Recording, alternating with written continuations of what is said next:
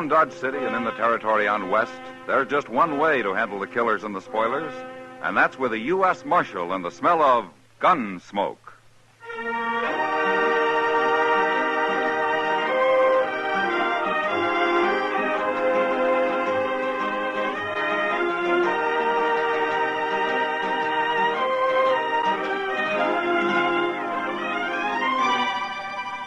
Gunsmoke, starring William Conrad. The story of the violence that moved west with young America. The story of a man who moved with it. Matt Dillon, United States Marshal.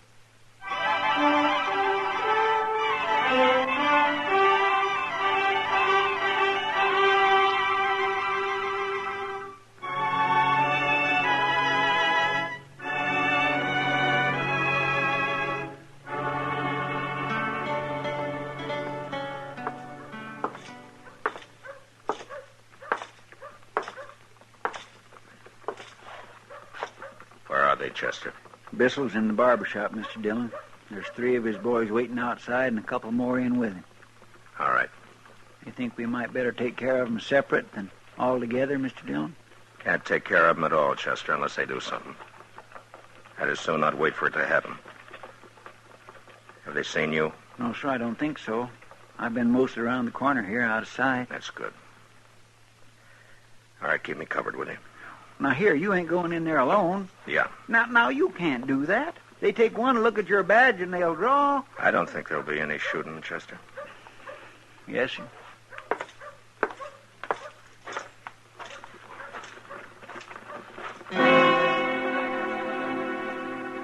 I started across the street to Stapley's barber shop, and I saw 3 gunmen lounging outside. They didn't directly look at me, but they knew I was coming over because their hands slipped down and hung an easy distance from their guns. One of them I recognized as Buffalo Mason, a cowboy who found more money working for Frank Bissell as a gunman than driving cattle up from Texas. The other 2 I'd never seen, but I knew the kind.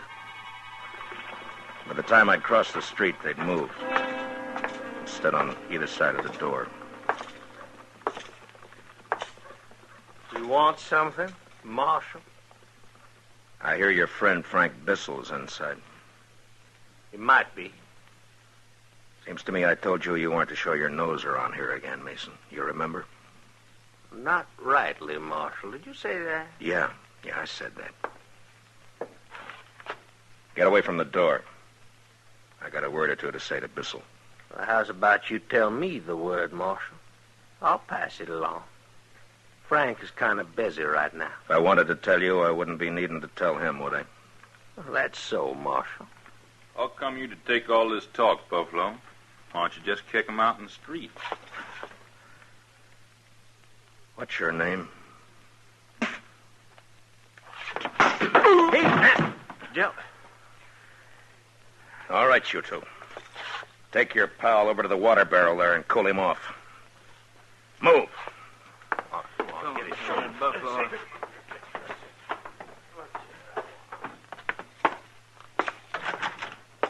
Howdy, Marshal Dillon. Be with you in just a few minutes. Have a chair. Thanks, Mr. Stapley. Yes, sir, I tell you, friend, styles is changing.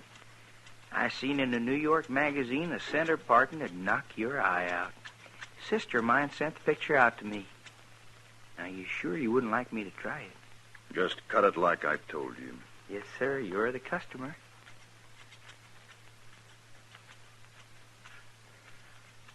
Tom, Yes, Frank? tell Mr. Dillon to step around here where I can see him.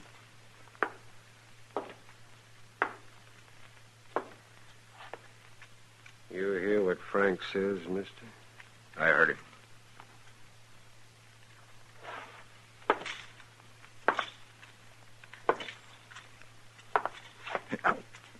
Take it easy, Barber. You're pulling my hair in the back. Oh, I'm sorry, sir. You know what I can see in the mirror, Mr. Dillon? A lot of things, I guess. I can see outside the door. I saw a friend of mine out there a minute ago, and I saw a fella whip him on the head with his 6-gun. That's funny. I saw the same thing. My friends don't like being buffaloed. They should have done something about it. They should. Maybe they will. Maybe. Now, I got something to say, Bissell. Bissell? Frank Bissell? Keep on cutting, Barber. I ain't cut no killer's hair. No, sir. If I'd known who you was, I never... You heard him. Finish. It's all right, Mr. Stapler. You go ahead. Yes, sir. I know your reputation, Bissell, but right now I got no cause to arrest you. So far as I know, you're clean in this territory. Yeah? But you're not staying here. As soon as you're through in that chair, you and your pals are getting out of Dodge. Well, we just got here, Mr. Dillon. We thought we'd put over for a spell. Here you got mighty fine entertainment here. It doesn't start till after nightfall. You're going to be gone by then. Funny thing, Mr. Dillon, I've heard a lot of talk about you. Buffalo Mason says he had a run-in with you a few months back. I thought you were a different man to what I see. So? So, you're not much. Kind of windy, but not much. Tom, give the marshal a $5 piece and show him the door. That's for your duty, Mr. Dillon. Are you all through with him, Mr. Stapley? Yes, sir. I'm all through. Okay. Now get up out of that chair, Bissell. I knew what they meant about Frank Bissell when I saw him smile as he got out of his chair.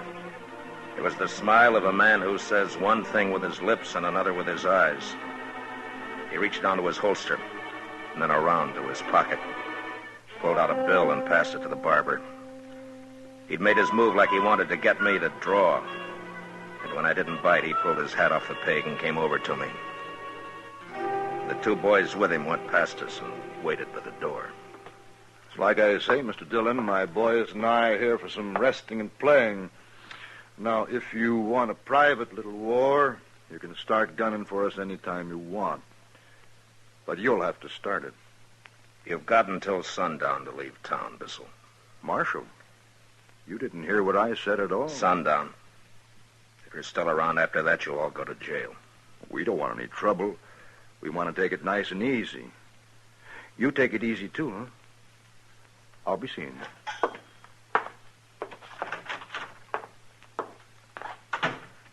That was him, wasn't it, Marshal? That was Frank Bissell. The Frank Bissell. Oh, Mr. Dillon, if you shot him in here, I could have put up a sign. Yes, sir. I sure could. Frank Bissell, shot and killed here by I'm Marshal... sorry I couldn't oblige you, Mr. Stapley. Good day.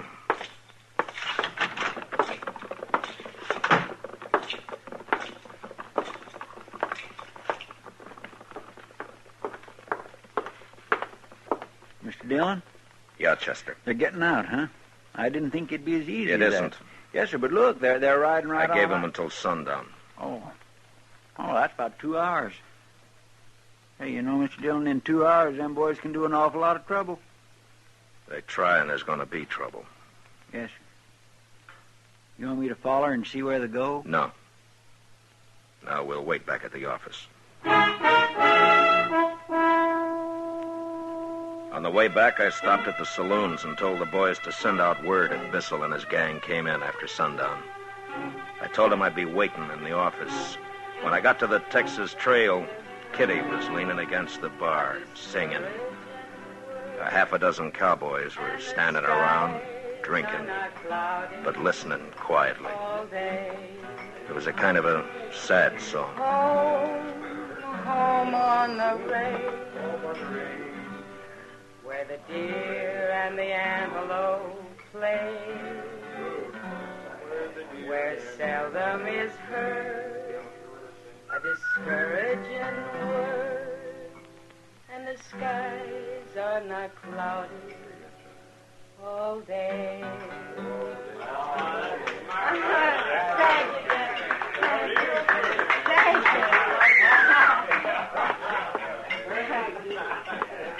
Hi, Matt. Chester. Evening, Miss Kitty. Kitty? Well, never heard that song before. Well, I haven't either. Fellow was in a while back, brought it by. He wrote out the words for me. It's nice, isn't it?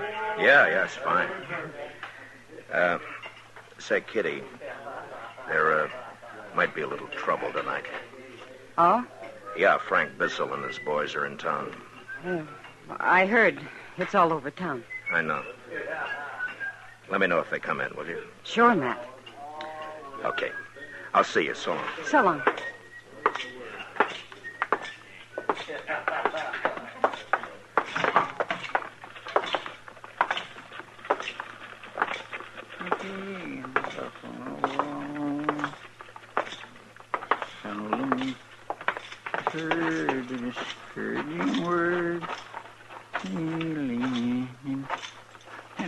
Mighty tuneful, Mr. Dillon. You feel like stopping by Delmonico's for supper, Chester? Well, Mr. Dillon, I'm kind of low this week. You see, I sent east for one of them new suits Mr. Hightower was telling about. You know, the ones that's got the vest and all? The thing cut away here and then fine and tight up here? I'm sure you'll look fine in it, Chester. Come on, let's get supper. I got money.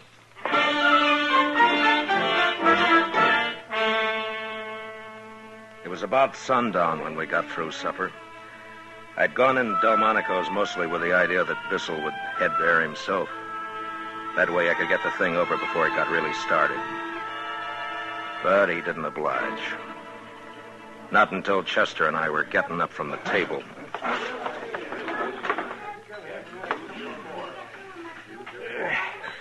My gracious, Mr. Dillon. I feel swole up like an overfed puppy dog. You look like one. Mr. Dillon, look. Coming in. Yeah, I see him. All right, let's go. Man, I'm hungry. I could eat me one.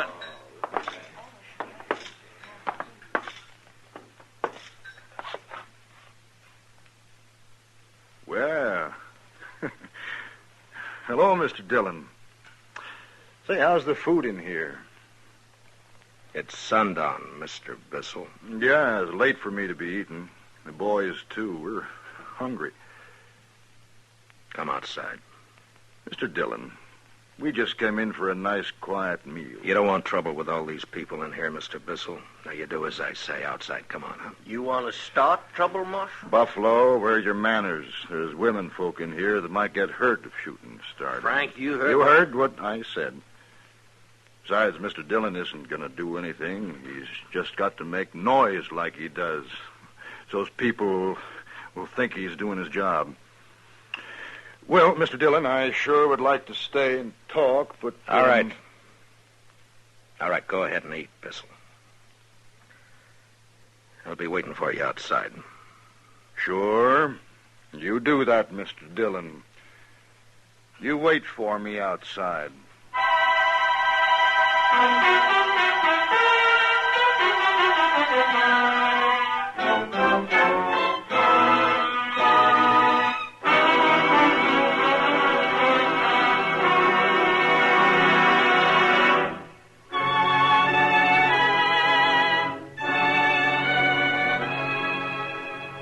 I knew there'd be a lot of talk in Dodge. Some would say that I should have drawn on Frank Bissell and his gang right then in Delmonico's. Well, I had my own opinion about that. Chester and I waited outside for Bissell to get through and come out. By that time, the word was out, and it sounded like every cowboy, bullwhacker, and buffalo hunter in Dodge was hanging around waiting to see the fun. It was dark then, and the moon was rising. A lot of them boys has come up from the other side of the tracks, Mr. Dillon. I know. You got any tobacco on you, Chester? Yes, sir, right here in my... You want I should tell them to get on back? Here you are, sir. Thanks. Now, I tell you, Chester, most of those men have come to a show. They want to see some shooting, some blood and killing. Well, seeing how long that's what they came for, I don't figure they'll want to be any part of that show. Yes, sir. What are you aiming to do when Bissell comes out? Arrest him, fine Bissell $100 and the others $25 apiece. Then lock him up for the night. Yes, sir. The crowd got bigger, and it got quieter, too. Standing on both sides of the street with a respectable distance between themselves and the entrance to Delmonico's, where Chester and I waited. It was going on 8:30 when the door opened, and Frank Bissell stepped out, his boys following after him.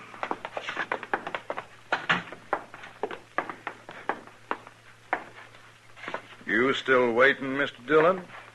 I thought you'd be somewhere rolling drunk by now. You're under arrest, Bissell. And all of you. What have we done? We're real peaceful, you can see that. Come on, Frank.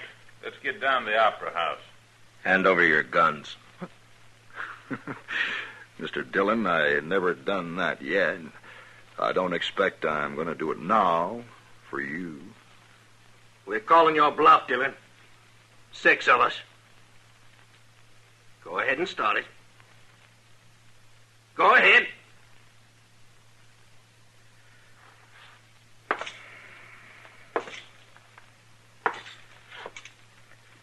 I don't want any killing, Bissell. Now you come in quietly. No, Mr. Dillon. I'd made up my mind even before he answered because I knew he wouldn't back down. And the crowd was watching. And in that same second, through the window of the restaurant, I saw the figures of 2 women and a child making for the door. They were right in line with any shooting I might do. Bissell and the others were directly in front of them. And now they had their guns drawn. And mine was still in its holster.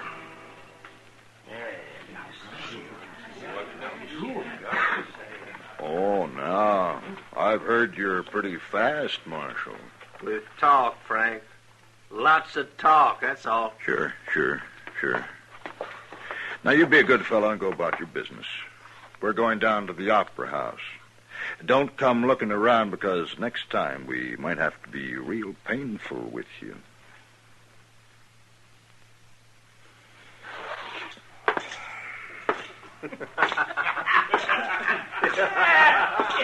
Hey, look at that!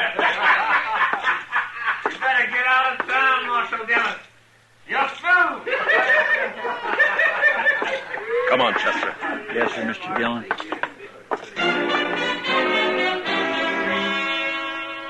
I'd made 2 mistakes. First going to Delmonico's and figuring I could bluff him out of town without any shooting. And then not getting Bissell away from the restaurant door before calling him. And it wasn't good. A lot of drifters in Dodge were going to take advantage of the situation before the night was out. Law officers don't live long when they make mistakes. Chester and I headed for the Texas Trail. You going to let them get away with that, Mr. Dillon? For a while. My gracious, Mr. Dillon, they spit right in your eye, every one of them. You ain't going to take it, are you? I made a mistake, Chester. Now I got to make it right. Yes, sir, I know, but this will be all over town. Mr. Dillon, will you tell me why you didn't draw and get it done? I had my reasons, Chester.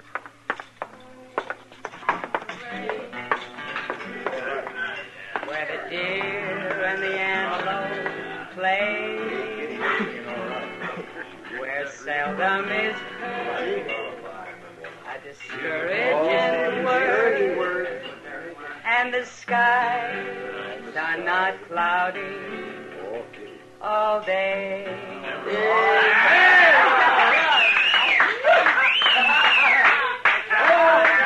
Matt, I heard you were waiting for Bissell over at Delmonico's. I was worried. Everything's fine, Kitty. No, it ain't fine, Miss Kitty. That Frank Bissell drawed on Mr. Dillon and... And what, Chester?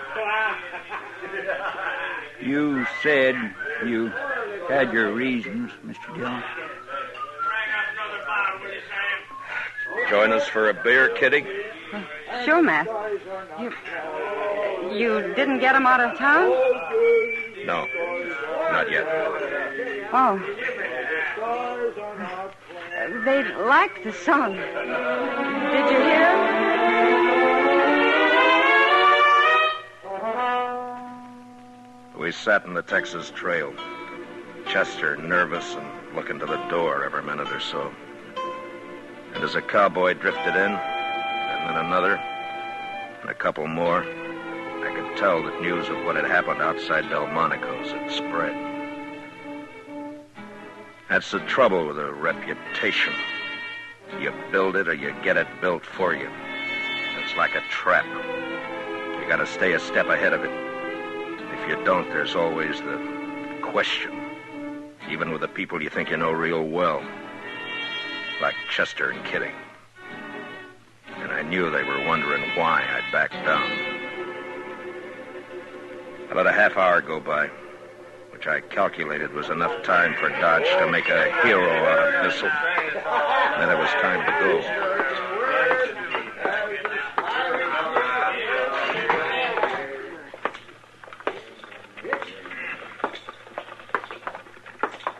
Where are we going, Mr. Dillon? The Opera House. The Opera House. That's where they've gone, ain't it? That's right. Well, good. I want you to stay out of this, Chester. Oh, now, Mr. Dillon... You heard what I said. Yes, sir.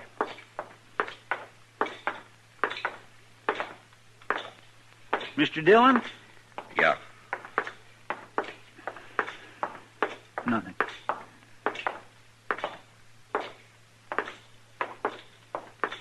Now, remember what I said, Chester. Keep out of it until you're told. All right, Mr. Dillon, I will. It was between shows at the Opera House. Most all the customers were in the saloon next door. Bissell was at the bar, and his pals were around him. And a dozen or more newfound friends standing him drinks. Yeah, the news had got around all right. And the gunman was a hero.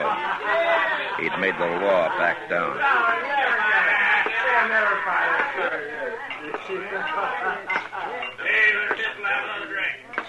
Look who's here, boys. Hey, Frank. Look here. Marshal Dillon. Didn't I get through telling you a while back? Are you drunk, Bissell? I never get drunk, Mr. Dillon. Well, I'm glad to hear it. All right, you other men, get away from the bar, quick. You six stay where you are. I'm telling you. Now, anybody who wants to stay with Bissell and his gang's going to get hurt. Now, you move.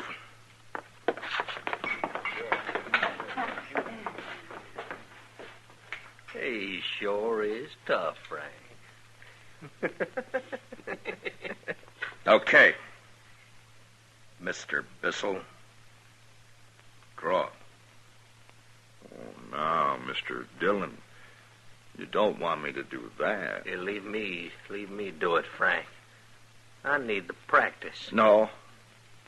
No, wait a minute. No, I think he means it. Sure, Mr. Dillon.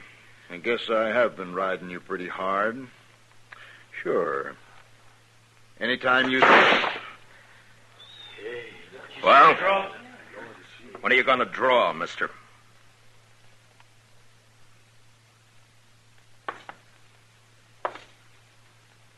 I'm going to tell you something. I could have hit you in the belly as easy as making a hole in the wall. But I don't like killing. Now, you're under arrest, all of you. Chester. Yes, sir. Keep them with their arms up. Yes, sir. Now, you. Take off your guns, Bissell. I said take off your guns and do it now. All right, put them on the bar.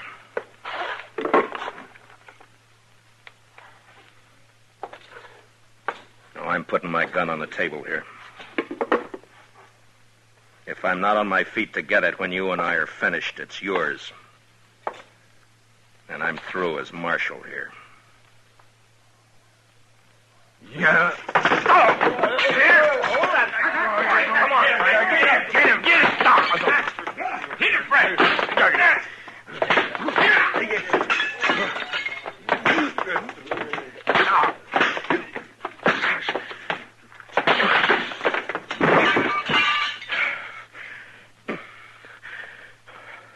Mason, you pick him up. You help him. We're all going down to the jail. Carry him with you.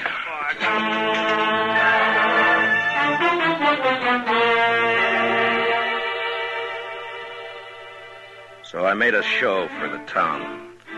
And a lot of big words to go with it, and they swallowed it. And Bissell and his gang lost everything, including their conceit. We put them in jail overnight, and the next morning each man was fined $25, Bissell $100. And they rode out of Dodge. I'd be a liar if I didn't admit I did a little more than my job when I threw my gun away and worked Bissell over with my fists. He was a hard man, and I might have lost. Except that I had my reputation to think about.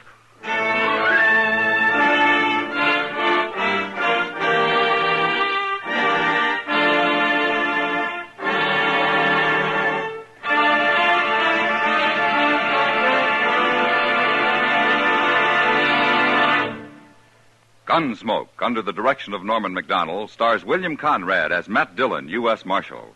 Tonight's story was specially written for Gunsmoke by Anthony Ellis, with music composed and conducted by Rex Corey. Featured in the cast were John Daner, Lawrence Dobkin, Barney Phillips, Jack Crucian, and Howard McNear. Parley Bear is Chester, and Georgia Ellis is Kitty. Gunsmoke is heard by our troops overseas through the facilities of the Armed Forces Radio Service. Join us again next week as Matt Dillon, U.S. Marshal, fights to bring law and order out of the wild violence of the West in Gunsmoke.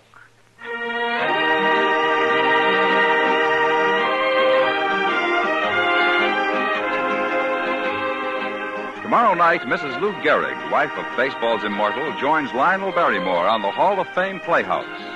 As a tribute to the great national pastime, your Hall of Fame Playhouse dramatizes the story of Henry Chadwick, the father of baseball. Learn about the origin of baseball. Hear of a man's vision that blossomed forth as America's most popular sport. Tomorrow night on most of these same stations when CBS Radio presents Lionel Barrymore's Hall of Fame Playhouse. George Walsh speaking. And remember, every Sunday evening, the Theater of Stars invite you to the best in drama with your favorite stars on the CBS Radio Network.